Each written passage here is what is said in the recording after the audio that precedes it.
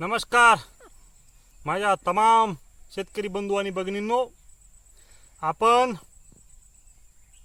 बरोबर 8 नोव्हेंबरला हा केदार नावाचा गहू पेरला होता, जो केदार जातीचा वाण आहे. आता तुम्ही बघू शकता आज 10 दिवस झाले याला, आणि याचं जर्मिनेशन बिलकुल 100% जर्मिनेशन आलं.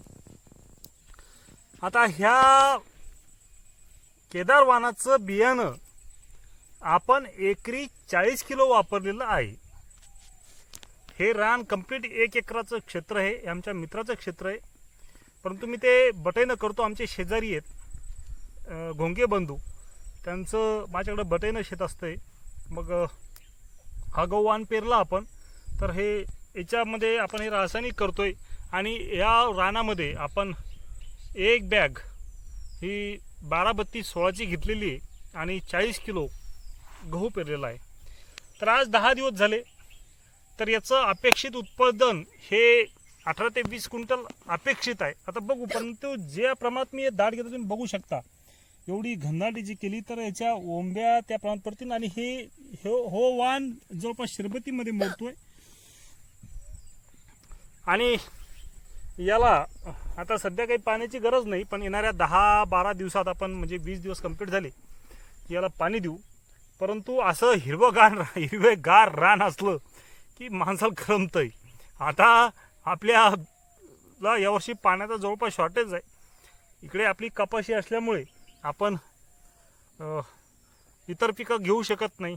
जे आपलं इच्छा होती फळपीक करण्याची, खरबूज टरबूज, तर पाण्याचा तुटवडा असल्यामुळे आपण ते घेऊ शकत नाही. परंतु आपण गव्हावरती थांबू. आणि या गव्हाविषयी सांगायचं म्हणजे याचा दाना हा गव्हाळ्या रंगाचा आहे, थोडा आखूड दाना पडतोय, बोडखा दाना ज्याला म्हणता येईल तो. परंतु याची ओंबी ही जवळपास 40 ते 50 दाणे देणारी एक ओंबी असते. हा वाण अतिशय चांगला आहे. आणि आपण याला जवळपास अजून 15 डिसेंबरपर्यंत जर आपल्याकडे पाणी उपलब्ध असेल तर आपण याला पेरू शकता. आणि खायला सुद्धा हा रुचकर वाण आहे, स्वादिष्ट आहे, याची पोळी नरम येते.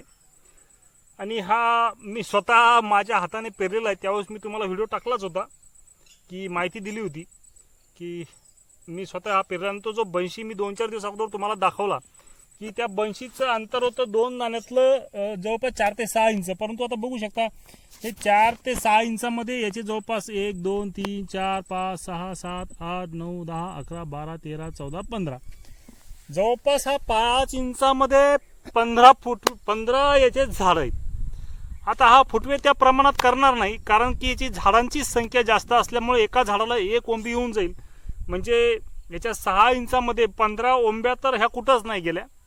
आणि त्या 15 ओंब्यामध्ये जर 30 ते 45 दरम्यान जरी दाणे लागले तरी जवळपास 600 ते 700 दाणे तुम्हाला 4 ते 6 इंचामध्ये मिळून जातील. त्यामुळे आज घन लागवड केली किंवा घन पेरणी केली किंवा दाट पेरणी केली तर त्याचा उतारा नक्कीच येतोय.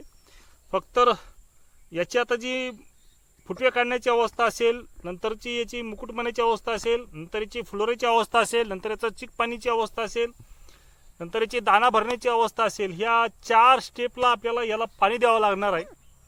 बघू आता समोर कसं कसं होतं. तर पाण्याची तेवढी शाश्वती वाटत नाही.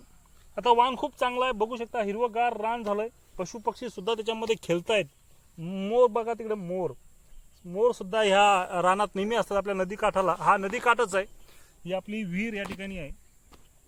तर या नदीकाठावरती लागूनच हे शेत असल्यामुळे आपण हा गहू घेतला आहे. आता सांगण्यासारखं बरंच काही आहे, परंतु एवढंच बोलून थांबतो. ऋणाई सदैव आपलाच काळ्या मातीचा धनी. धन्यवाद मित्रांनो.